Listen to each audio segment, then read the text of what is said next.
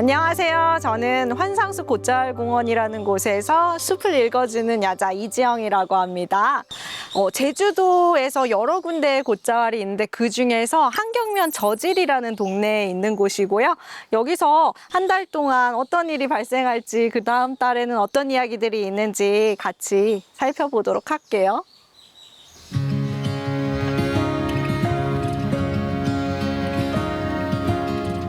곶자왈에는 계절의 변화가 소리 없이 찾아옵니다. 눈에 띄진 않지만 그 변화는 분명히 여기 있어요.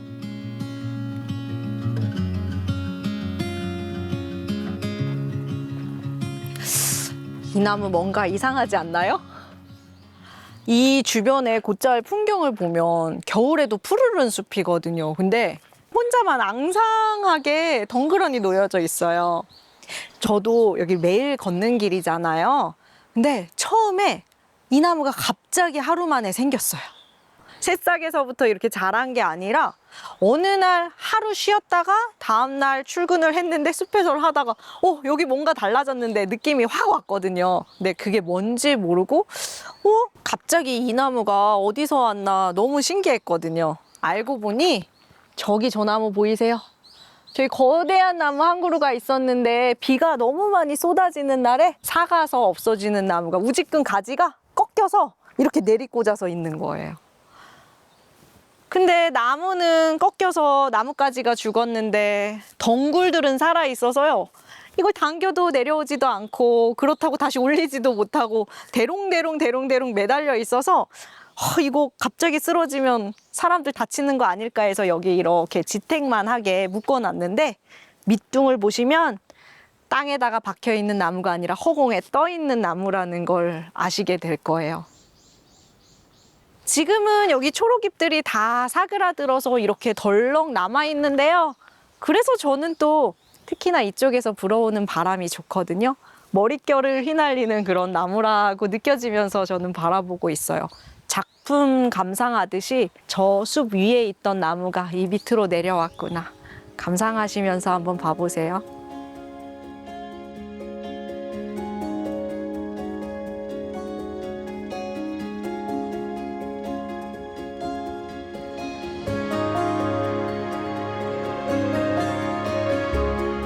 올해 여름 환상숲은 조금 지쳤습니다.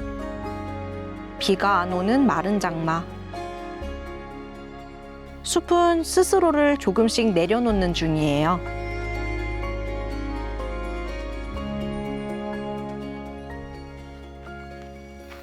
여름에 단풍나무 보신 적 있으세요? 초록색 색깔도 예쁘고요. 중간중간 보다 보면 단풍이 들어있는 부분들도 발견할 수 있어요. 사람들이 착각하는 게 초록색 이파리였다가 노랗게 물들고 빨갛게 물든다고 생각하지만 그게 아니에요.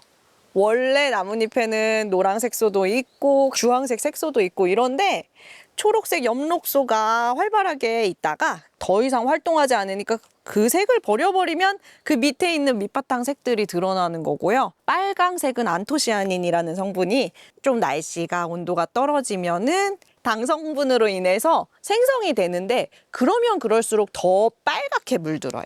기본이 조금 노란색인데 빨강 색깔이 더 드느냐 아니냐의 차이라고 생각하시면 돼요. 여기 와서는 왜 단풍이 그렇게 진하지 않느냐고 하시는 분들 계시거든요.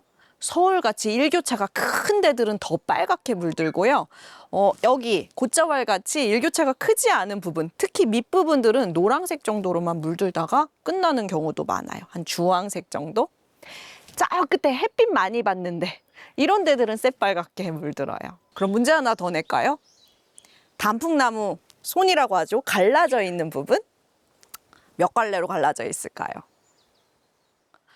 10명 중에 한 8명에서 9명은요, 다 5개라고 해요. 왠지 아세요? 손이 5개라서요? 아니요, 한 번도 세어본 적이 없어서 그래요. 한번 봐볼까요?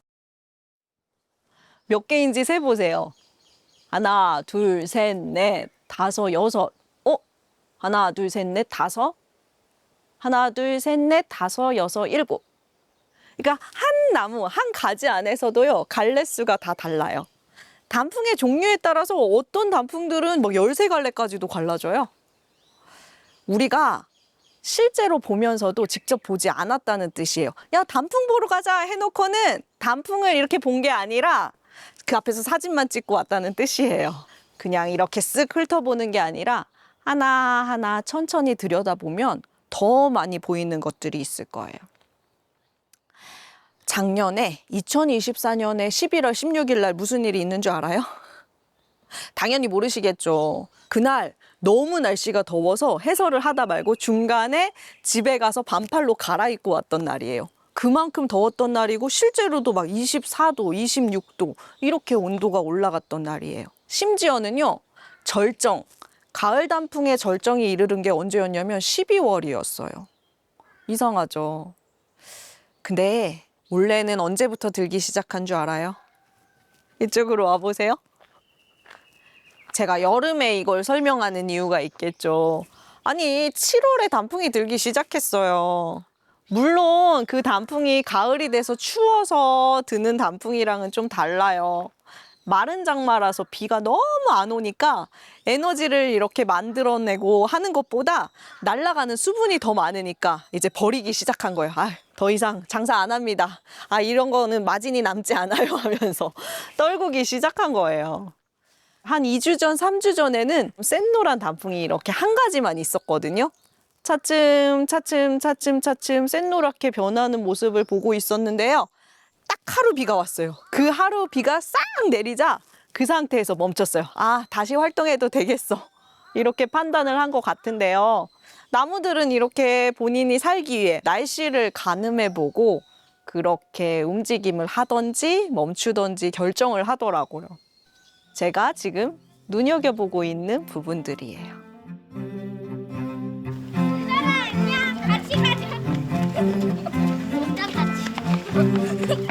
이 숲 한켠에 닭장이 있었어요. 저희가 꿀 양봉도 해보고요. 뭔가 생계의 보탬이 돼보려고 그물을 쳐서 닭을 자연 방목시켜서 키워보기도 했어요. 한 50마리를 방목시켰는데요. 족제비들이 물어가기도 하고 태풍에 죽기도 하고 해서 너무너무 안타까운 속상했던 일들이 있었는데 그래서 그런지 저는 닭을 보면 좀 무서워하고 그랬거든요. 근데 이번에 아이들과 함께 알을 깨보면서 처음으로 부화한 그 병아리를 보고 마음이 싹 누그러졌어요. 그러고는 저도 이제는 닭을 사랑하게 됐습니다. 다음 달이면 이 숲에선 또 어떤 이야기가 피어날까요? 곶자왈에서 다시 만나요.